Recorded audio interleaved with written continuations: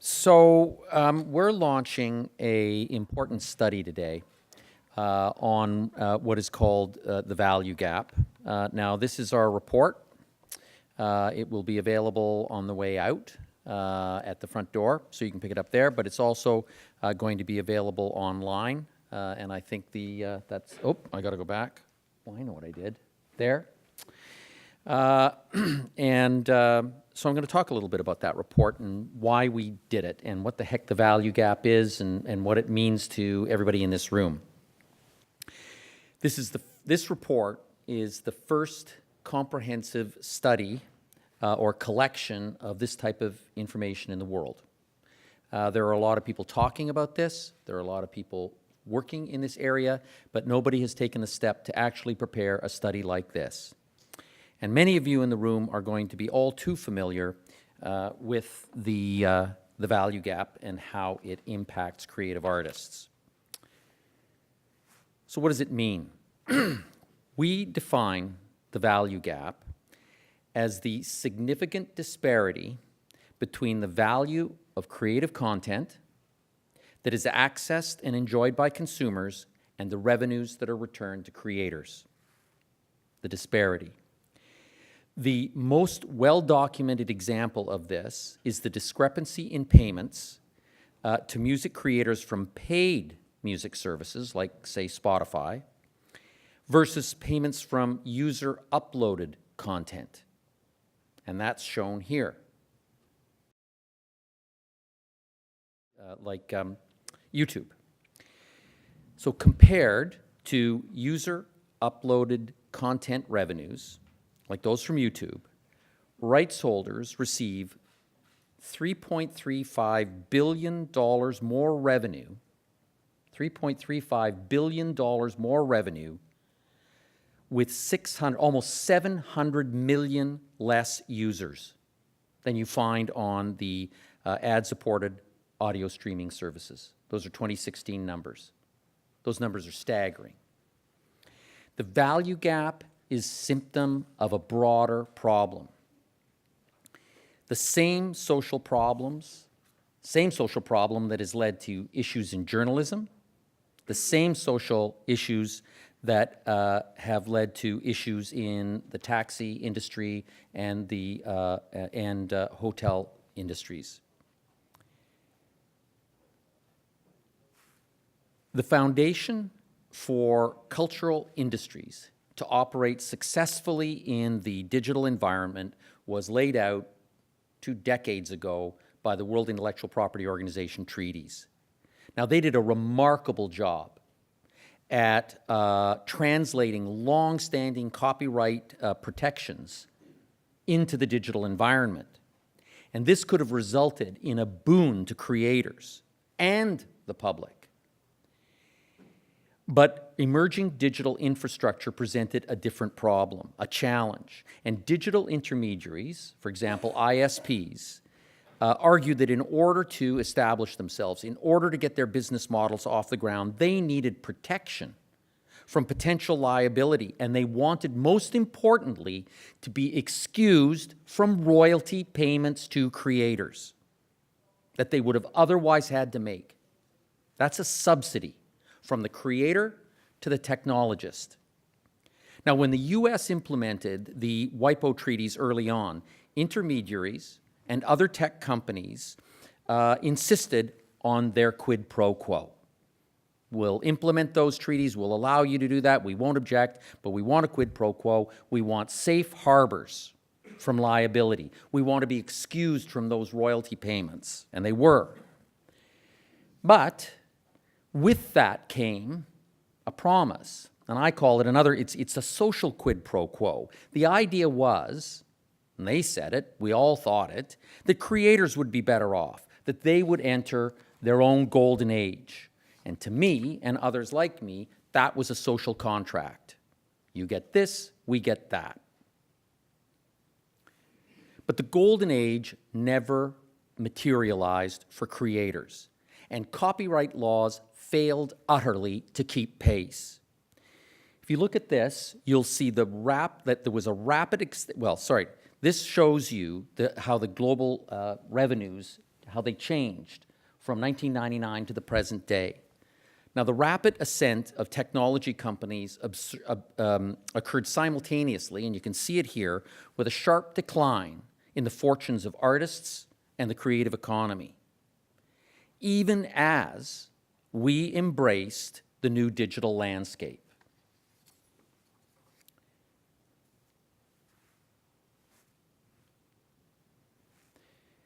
Now, the rise of businesses that own the internet and broadcasting pipelines, the media companies all over the world that have transformed into huge, vertically and horizontally integrated companies, well, this is well documented. Canada used to have dozens of broadcast undertakings. They've now concentrated into 3. The commercial radio industry has increased its net profits before income tax from, look at this, $3.6 million in 1995, that's not that long ago, to almost $500 million in 2016. These companies not only control the pipeline, but much of the content that flows through it. Now, the music industry has struggled to adapt to these changing business models. Between 1999 and 2014, the global recording industry revenues declined by almost 40%. And we're only just now, after all these years, seeing modest growth, and this is due largely to the popularity of paid audio streaming services.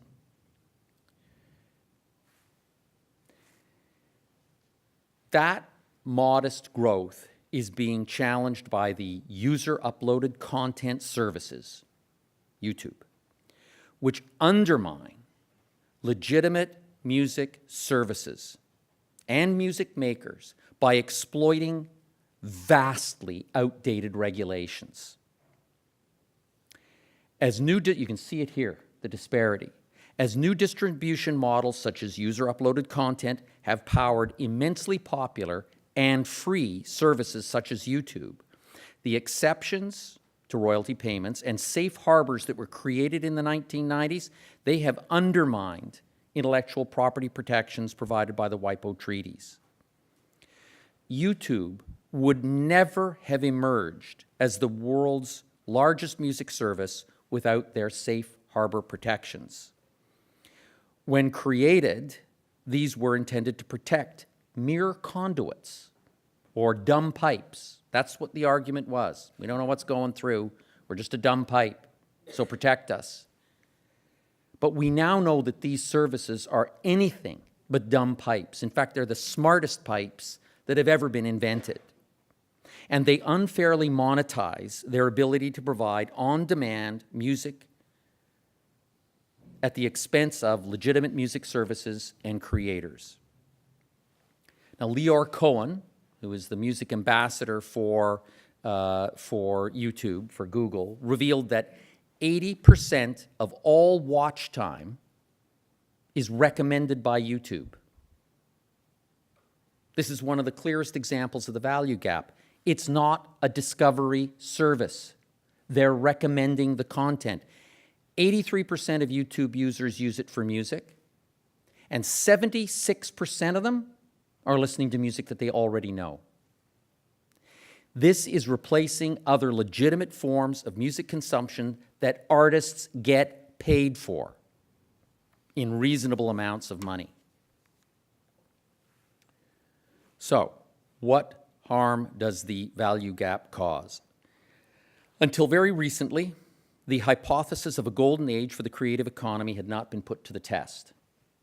So we, at Music Canada, commissioned an independent analysis to measure the impact of digitization on the creative economy. And it was done by Dr. George Barker, a distinguished economist. He's the director of the Centre for Law and Economics at Australia National University, and he's a visiting fellow at the London School of Economics.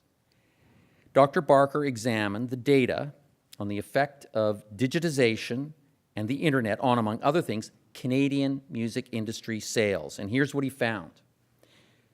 Globally, music sales fell about 70% in real terms between 1999 and 2013. 70%.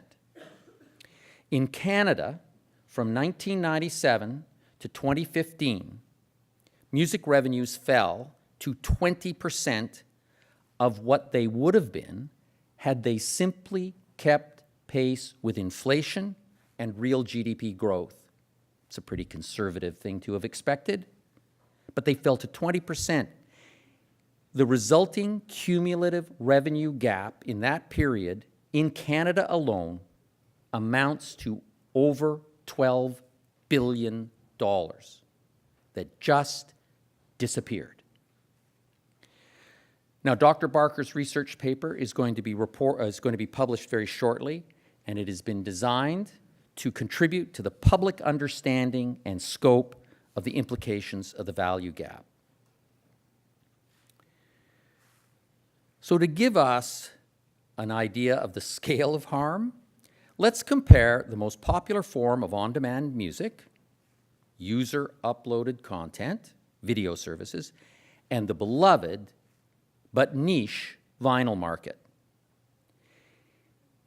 In North America, YouTube and other ad-supported video streaming services produce only marginally more revenue for music rights holders than the retail sale of vinyl records.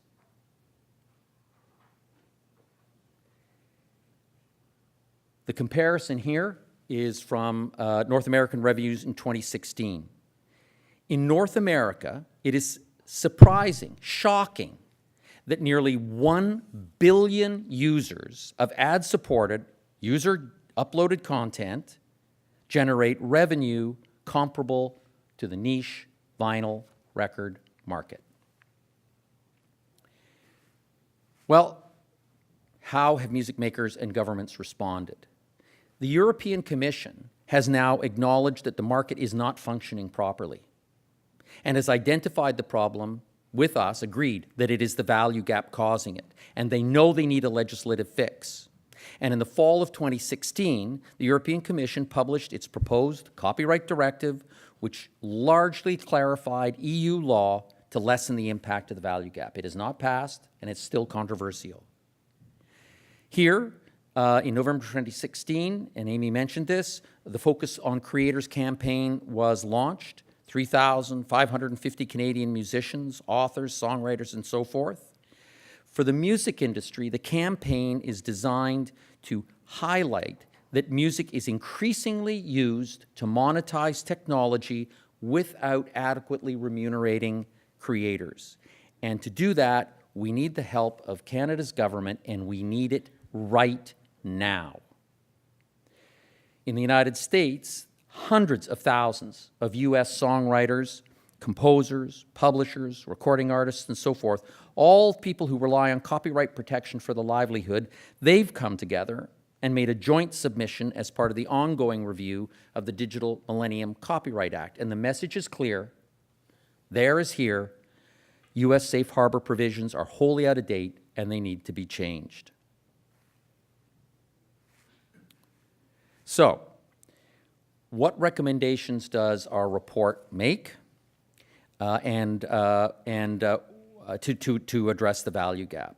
Well, there are actually straightforward, accessible solutions available today with very, very minor changes to legislation and regulations.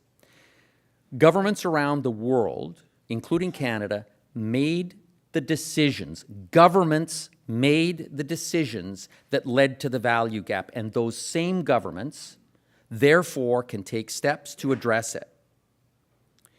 The value gap is the result of government policies that emphasize the technology sector without fully understanding or accounting for their impact on creators and the creative sector. And it's now time to reset those policies and thereby ensure that artists and their partners in the creative economy are fairly remunerated when other people make money. So here we go. The value gap at its heart is the result of safe harbor laws and exceptions. These exceptions, remember, we're excusing technology companies from and telecommunications companies from making payments that they should be making. We're excusing them from that.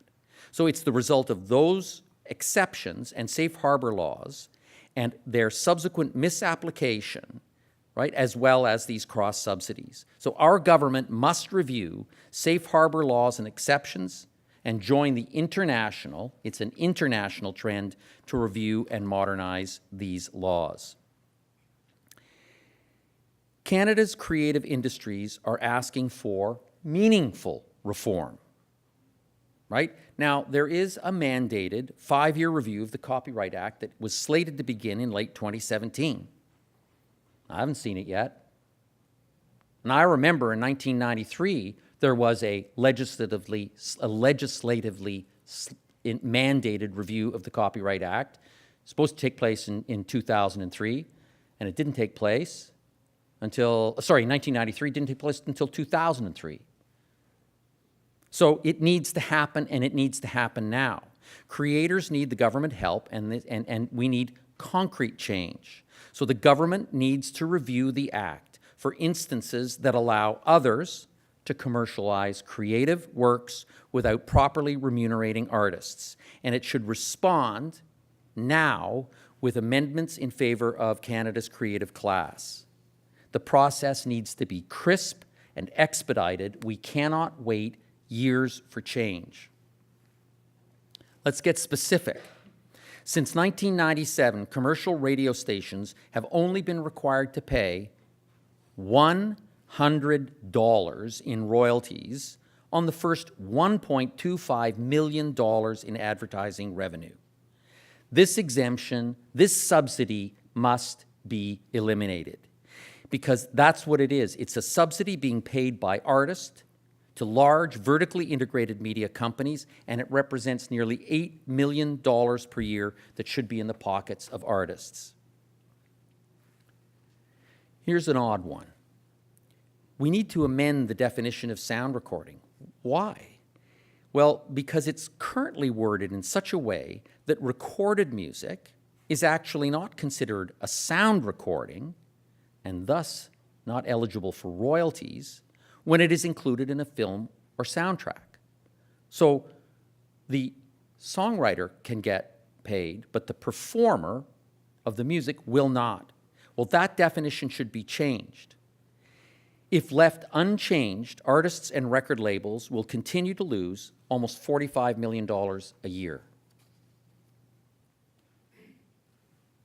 So, I encourage everybody in the room to read and share our report.